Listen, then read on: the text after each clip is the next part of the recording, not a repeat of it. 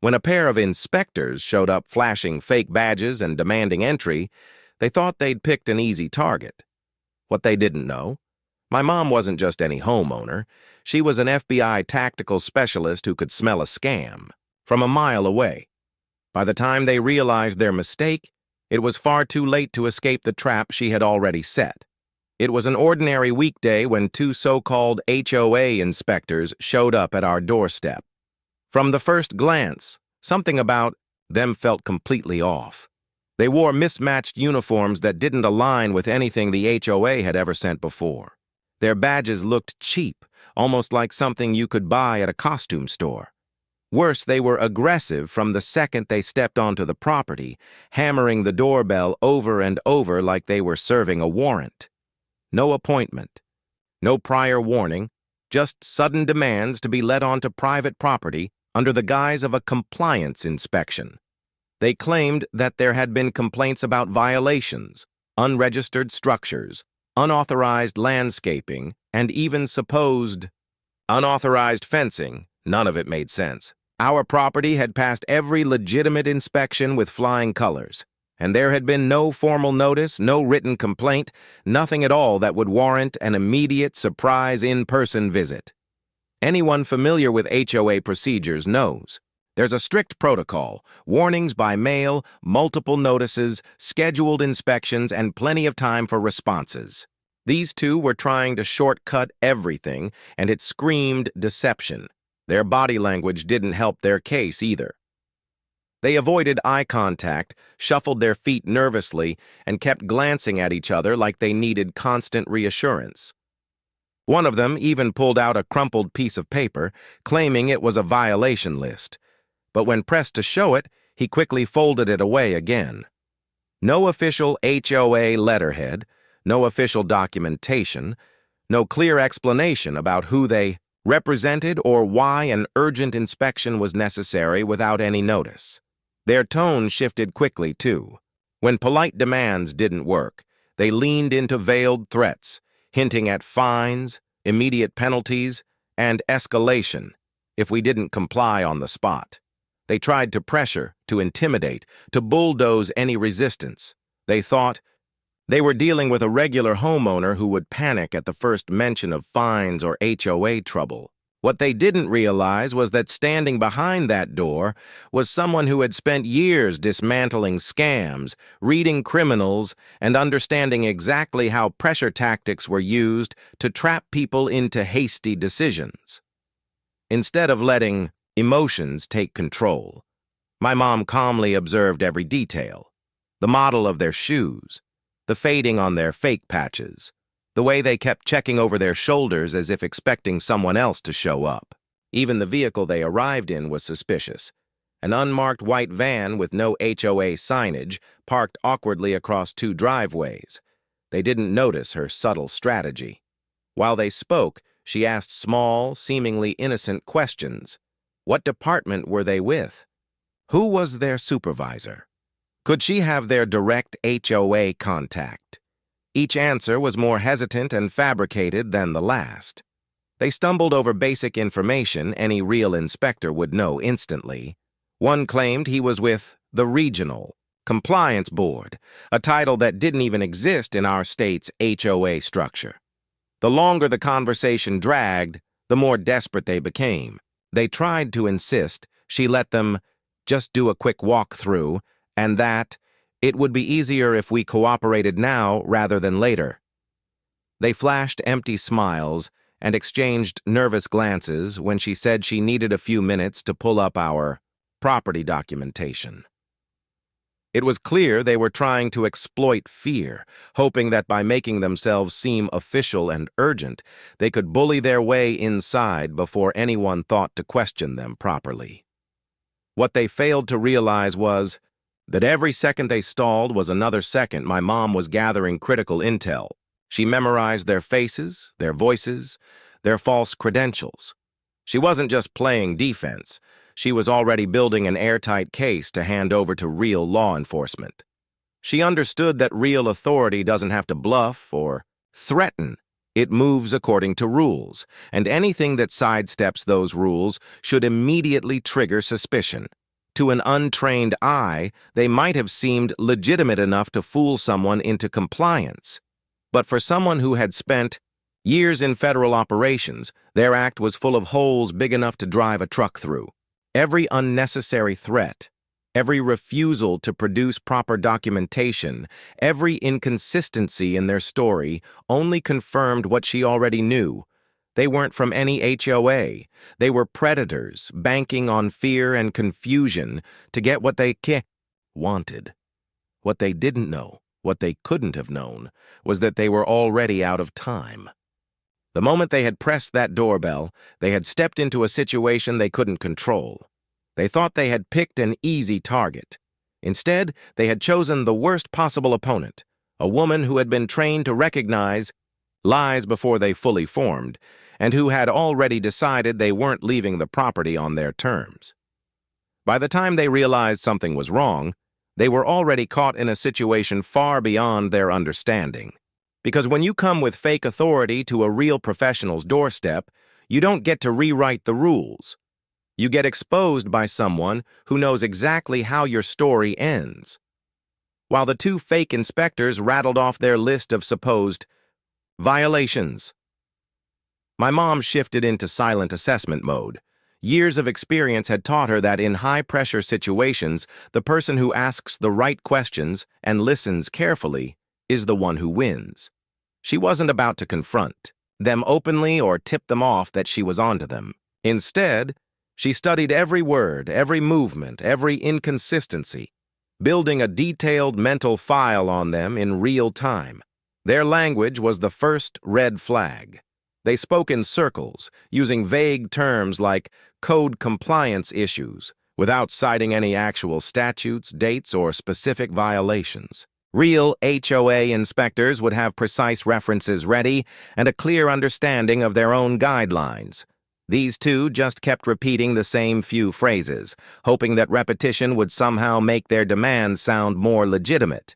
It didn't. It only highlighted how flimsy their act was. Mom noticed how one of them kept touching his face, a classic sign of lying under stress. The other one kept stepping back and forth, glancing over at their unmarked van like he was expecting backup, or maybe even plotting a quick getaway if things went sideways. They didn't have the steady, procedural calm that real officials displayed. They were nervous, jumpy, and barely holding their story together. Even their uniforms were betraying them. Different colored badges, different fonts on their ID tags, slight variations that someone less observant might dismiss, but not her. Instead of showing suspicion, she masked her instincts behind polite curiosity.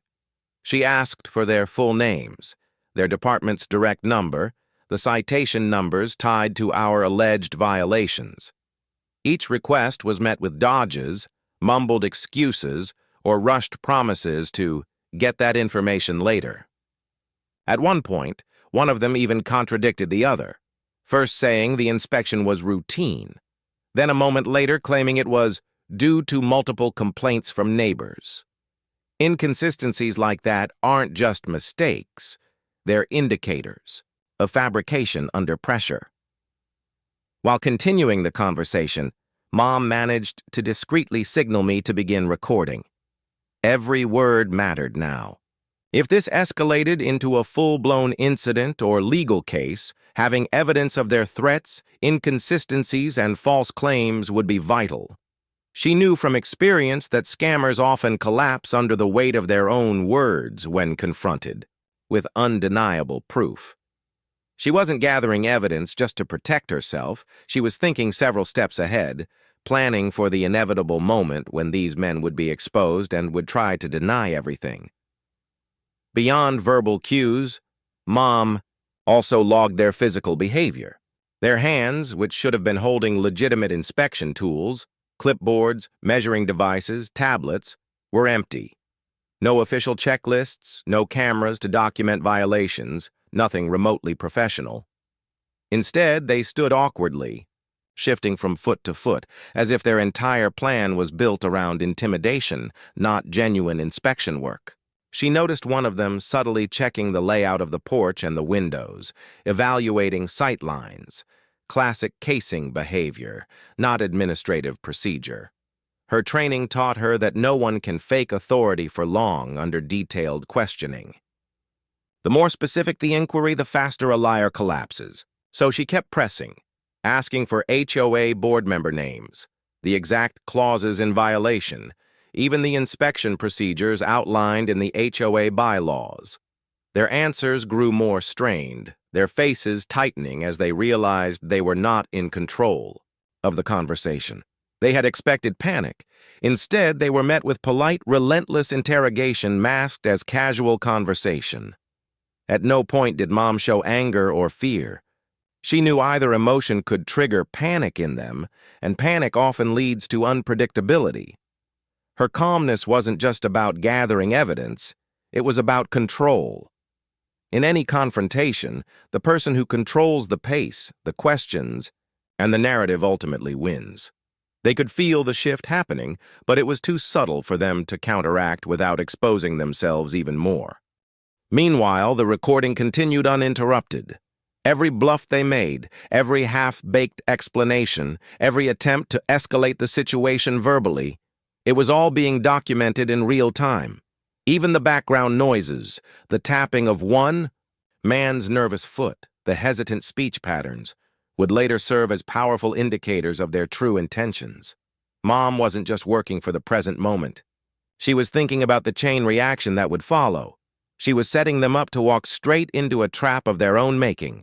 If they stayed, law enforcement would catch them.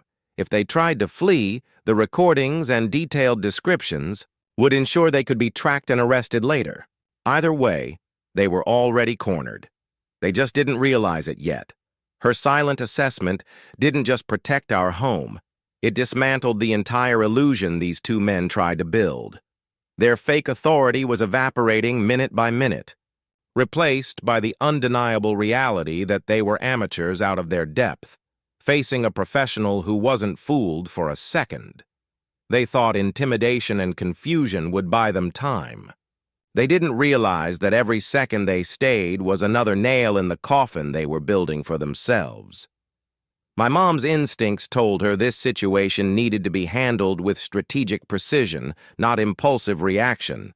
Rather than forcing them to leave or confronting them outright, she decided to set a trap so airtight they would have no room to escape. Calmly, she told the fake inspectors that she needed to retrieve some documents related to our HOA compliance, asking them to wait on the porch. They agreed, still believing they were in control, while she moved quickly inside with a plan already unfolding in her mind. She didn't waste a second. First, she called local law enforcement, reporting two suspicious individuals posing as HOA inspectors, attempting to gain unauthorized access to her property. She provided detailed physical descriptions, the suspicious behavior, and emphasized the potential for criminal intent. But she didn't stop there. Knowing that this could be part of a broader scam or organized effort, she leveraged an old FBI task force contact, a tactical team she had previously coordinated with on fraud and home invasion cases. She knew this situation wasn't just isolated. If they were brazen enough to target our home, they were likely preying on others too. While waiting for backup to mobilize, she put other small but crucial steps into motion. She disabled the automated gate that could have been opened remotely and engaged the reinforced locks on the secondary entrances. Windows were triple-checked, ensuring no quick access points. She even rerouted the external surveillance feeds, so everything was being backed up directly to cloud storage, securing video evidence regardless of what happened next. Her training kicked in fully now, not driven by fear, but pure, calculated threat management. Meanwhile, on the porch, the two imposters grew restless. They started murmuring to each other, clearly uncomfortable with the delay. One checked his phone, the other glanced anxiously toward the street, likely realizing they were losing their advantage. But they were stuck. Leaving too early would look suspicious. Staying longer only increased their exposure. It was the perfect psychological corner. Every second they lingered, they looked guiltier, and every second gave law enforcement more time to converge. Mom had already briefed the 911 operator with a phrase she knew would trigger an expedited response: possible home invasion attempt by armed impersonators. It wasn't exaggeration, it was strategy. Authorities knew that impersonating officials to gain entry could escalate into violent crime, and they treated the situation with the appropriate level of urgency. Within minutes, 2 patrol cars discreetly moved into nearby positions, unseen by the suspects. An undercover vehicle containing members of the local special response team slipped into the neighborhood. They didn't want a full-blown confrontation if it could be avoided, but they were prepared for anything. And thanks to Mom's detailed description and her ongoing updates from inside the house, they had an extremely clear understanding of who and what they were dealing with. Mom continued playing the waiting game perfectly, texting updates through secure channels. She informed officers about every movement, the nervous glances, the whispered conversations, the foot shifting toward the steps as if they were debating making a run for it. Timing was critical. The goal was to catch them in the act of criminal trespass, ideally with evidence that would support additional charges like impersonating an officer or attempted burglary. The law enforcement team decided the best strategy would be a soft approach first. Officers would confront them directly but non-aggressively, giving them a chance to either incriminate themselves further or resist and escalate the charges against them. Either outcome worked to our advantage. Finally, the signal was given. Officers moved in swiftly but professionally, boxing the 2 men in. One officer approached with casual authority, asking for identification and purpose for being on the property. As expected, the imposters stumbled through their cover story, contradicting each other almost immediately. They presented no legitimate IDs, no work orders, no authorization letters from the HOA, only flimsy homemade badges that couldn't withstand even superficial scrutiny. The officers didn't need further excuses. The men were detained on the spot, handcuffed on the porch they had tried to use as a staging ground for their scam. A subsequent search of their van revealed even more damning evidence: lock-picking tools, forged HOA violation notices, and lists of other addresses in the neighborhood they apparently planned to target next. What had started as a random act of impersonation was rapidly unfolding into an organized criminal operation, and my mom's actions had exposed it all before they could hurt anyone else. While they were led away for booking, law enforcement thanked my mom for her quick thinking and professionalism.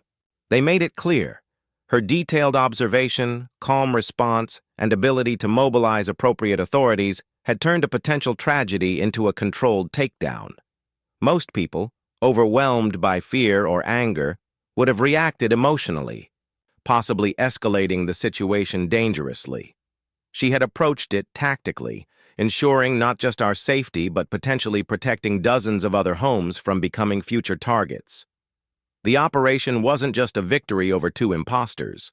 It was a reminder of how preparation, training, and thinking several moves ahead can turn even the most threatening situation into a decisive triumph. As the officers secured the 2 fake inspectors, deeper layers of the situation began to peel away at an alarming pace. The men weren't just random con artists. They were part of a much larger operation, one that had been operating in the region for months without detection. Their method was disturbingly effective: pose as HOA officials, gain access to homes under the pretense of inspection violations, and either gather intelligence for future burglaries or find immediate opportunities to steal valuables on site. The casual confidence they displayed while approaching homes wasn't arrogance. It was the product of dozens, maybe hundreds, of successful encounters elsewhere. The van they had arrived in was a mobile operation hub. Police found dozens of clipboards filled with fake violation notices, hundreds of counterfeit ID cards for various fabricated HOA organizations, and even equipment to forge new credentials on the spot. There were maps marked with routes through neighborhoods, schedules of when homeowners were typically at work, and databases filled with names, addresses, and notes about individual properties. Whoever was running this operation wasn't just relying on luck. They had been systematically gathering data to optimize their success rate. Worse still, some of the addresses on their lists weren't random. Many matched homes that had recently been burglarized under suspicious circumstances, where no signs of forced entry were ever found. Authorities quickly realized that this scam ring had been using social engineering tactics, convincing homeowners to open the door voluntarily and provide critical access or information. Once inside, even briefly, they could disable alarms, unlock windows for later entry, or simply case the home for vulnerabilities. Thanks to Mom's decisive action and the thorough sweep of the vehicle, investigators now had the evidence they needed to connect these individuals to a web of crimes stretching far beyond our neighborhood. It wasn't just attempted trespassing. It was premeditated, organized criminal conspiracy, with the potential for charges ranging from burglary to wire fraud to impersonating government officials. As law enforcement dug deeper, the unraveling continued. The two imposters cracked quickly under questioning, likely realizing the mountain of evidence stacked against them.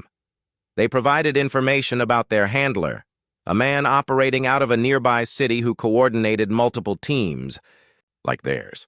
Each team had specific targets, each trained in scripted lines to deliver when questioned, and each provided with tools to adapt their story depending on the homeowner's response. What made matters even worse was the discovery of technology, intended to jam home security systems temporarily. Police found small signal jammers hidden in the van's compartments, capable of interfering with Wi-Fi cameras, alarm systems, and even smart locks if deployed correctly. This explained the many cases where homeowners reported that their systems mysteriously failed during incidents of theft. Law enforcement officials realized quickly that this wasn't just an opportunistic scam. It was a highly evolved and deeply dangerous network. Had Mom not reacted with the tactical precision she did, we, and many others, could have easily become victims, left wondering how everything had gone so wrong without even a broken lock or shattered window as a clue. With the evidence secured and the suspects providing testimony, authorities launched a coordinated operation to dismantle the broader network. Warrants were issued overnight. Raids followed, leading to the arrest of multiple individuals connected to the fake inspector ring. Homes used as operational bases were seized, packed with more incriminating evidence: financial records, stolen goods, forged documents, and digital footprints connecting the crimes across multiple counties. The news spread quickly. Our local community association issued a bulletin warning homeowners about the dangers of fake officials and detailing the steps residents should take to verify anyone claiming to represent an HOA. It became clear that this was a wake-up call, not just for us but for neighborhoods all over the region. Trust could no longer be given freely based on a uniform or a clipboard. It had to be earned through verification and vigilance. Authorities praised Mom's involvement publicly. Not only had her quick thinking prevented a crime at our home, but it had also exposed a criminal syndicate that could have continued operating unchecked for who knows how long. The lead detective on the case even remarked that without her decisive intervention and critical evidence gathering, the imposters might have simply moved on to softer targets, leaving nothing but mystery and suspicion in their wake. The whole ordeal left our neighborhood shaken but stronger. Residents banded together, forming tighter networks of communication. Emergency contact trees were created, and local police provided training sessions on identifying legitimate officials. Security systems were upgraded, and gate codes were changed. What the criminals had intended as a smooth operation ended up igniting a revolution of awareness and vigilance throughout the community. Mom's experience proved something critical. In the face of organized deception, preparedness and intelligence weren't just helpful. They were essential. She didn't just stop a break-in. She sparked a movement that could potentially save countless families from becoming victims themselves. And in doing so, she reminded everyone around her that true authority isn't in a badge or a title. It's in the knowledge, the training, and the courage to act when it matters most. The aftermath of the entire situation rippled through the community like a shockwave. Neighbors who had once dismissed concerns about security now saw firsthand just how vulnerable they had been. Word traveled fast, and within days, almost everyone in the neighborhood knew about the fake HOA inspectors and how my mom's quick action had exposed a sophisticated criminal operation. Fear was the first reaction. Fear that something so dangerous had come so close to home without anyone realizing it. But fear quickly gave way to gratitude and a sense of awakening that would change our community permanently. The HOA board, humiliated by the exposure of their lax verification procedures, had no choice but to respond aggressively. Emergency meetings were called. Long overdue policy revisions were drafted overnight. New identification standards were rolled out for any contractor, inspector, or representative claiming to act on behalf of the HOA. Residents were given direct contact numbers to verify credentials before allowing anyone onto their property. What had been a blind trust in uniforms and clipboards was now replaced with a culture of vigilance. The board also faced significant pressure from residents demanding accountability. Many people pointed out that the HOA's general sloppiness and lack of transparency had created an environment where imposters could thrive. Lawsuits were quietly threatened by a few homeowners who realized they had been manipulated in past incidents and may have unwittingly exposed themselves to future thefts. The HOA scrambled to cover itself legally, pushing forward expensive new contracts with legitimate security firms and launching a community awareness campaign. It was a full-blown public relations crisis they couldn't ignore. Meanwhile, law. Enforcement officials used our case as a teaching moment for surrounding communities. Seminars were organized where officers explained the signs of fake officials, how to handle suspicious encounters, and what procedures to follow when someone unexpected shows up at your door. Several local newspapers picked up the story, framing it as a near miss that could have turned into a large-scale tragedy if not for the sharp instincts of one homeowner. Through it all, my mom became something of a local legend. She wasn't one to seek attention, but the respect she commanded was impossible to ignore. Other residents approached her for advice on setting up stronger home security. Young parents asked her to give talks to their teenagers about staying safe and trusting their instincts. Local officials even invited her to participate in panels focused on community safety initiatives. In the weeks that followed, several other criminal rings were uncovered using similar tactics in neighboring areas. Thanks to the evidence and techniques gathered from our incident, police were able to act faster and more effectively. It turned out that criminals had been exploiting the same vulnerabilities all across the region, using the good faith of homeowners as their primary weapon. But now, that advantage was gone. People were asking questions. Verifications became standard practice. Suspicion replaced blind trust, and criminals found themselves facing locked doors, phone calls to real authorities, and neighborhoods that communicated openly about suspicious activity. The biggest victory, though, was the mindset shift. No longer did residents assume that authority figures were beyond questioning. No longer did a badge or a clipboard automatically grant access. People learned that it was not only acceptable, but necessary to verify claims before complying. What the imposters had intended as a simple smash-and-grab scheme ended up teaching an entire network of neighborhoods how to defend themselves against deception. As for our family, the incident only deepened our appreciation for preparedness and vigilance. We upgraded our own security systems, participated actively in community safety meetings, and maintained strong relationships with local law enforcement. More importantly, we continued encouraging others to trust their instincts and act decisively when something felt wrong. Mom's example became a rallying cry. You don't need to be paranoid to be prepared. You just need to stay smart and alert. Mom's background in tactical training had made all the difference, but the real lesson was broader. When faced with unexpected danger, it's not titles, uniforms, or appearances that matter. It's courage, readiness, and the willingness to stand firm in the face of intimidation. Criminals rely on hesitation, confusion, and misplaced trust. They crumble when confronted by someone who sees through their act and refuses to play along. By the time the dust settled, our neighborhood wasn't just safer, it was transformed. Relationships between neighbors grew stronger. New watch programs were set up. Families took pride in protecting one another, knowing that real security came not from gates or patrol cars, but from an informed, connected, and empowered community. My mom didn't just stop a break-in. She changed the way an entire group of people saw themselves and their responsibilities. She proved that authority isn't something you claim with a fake badge. It's something you earn by standing your ground and defending what matters most.